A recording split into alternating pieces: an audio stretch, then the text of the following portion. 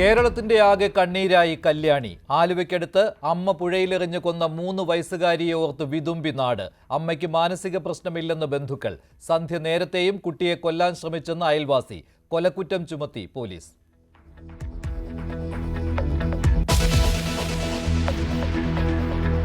രാഹുൽ ഗാന്ധിയെ രാജ്യദ്രോഹിയാക്കി BJP. പാകിസ്ഥാന്റെ പരമോന്നത ബഹുമതി സ്വന്തമാക്കാനാണ് രാഹുലിന്റെ ശ്രമമെന്ന് അമിത് മാളവ്യ.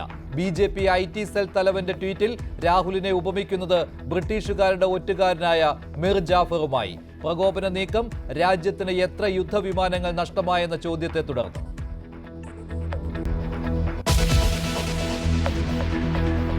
മലപ്പുറം കൂരിയാടിന് പിന്നാലെ കാസർഗോഡും ദേശീയപാത തകർന്നു. മാവുങ്കാലിൽ കനത്ത മഴയിൽ ഇടിഞ്ഞത് സർവീസ് റോഡ്. മലപ്പുറം തലപ്പാറയിലും ദേശീയപാതയിൽ വിള്ളൽ. കൂരിയാട് റോഡ് നിർമ്മാണത്തിലെ അശാസ്ത്രീയത നേരത്തെ ചൂണ്ടിക്കാട്ടിയതാണെന്ന് PK കുഞ്ഞാലിക്കുട്ടി.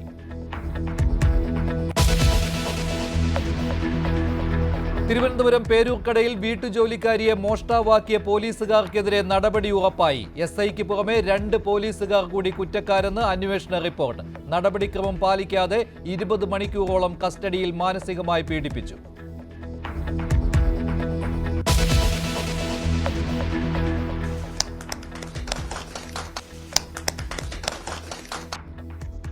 നാലാം വാർഷികം ആഘോഷമാക്കി LDF സർക്കാർ. നെടുമ്പാശ്ശേരി വിമാനത്താവള ലോഞ്ചിൽ മന്ത്രിമാർക്കൊപ്പം കേക്ക് മുറിച്ച് മുഖ്യമന്ത്രി. കരിദിനമായി ആചരിച്ച് UDF.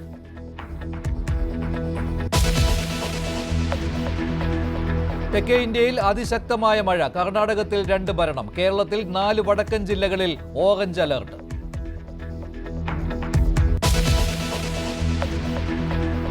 കോവിഡ് വീണ്ടും പടരുന്നു. തെക്ക് കിഴക്കൻ ഏഷ്യൻ രാജ്യങ്ങളിൽ രോഗവ്യാപനം. മുംബൈയിൽ 2 മരണം.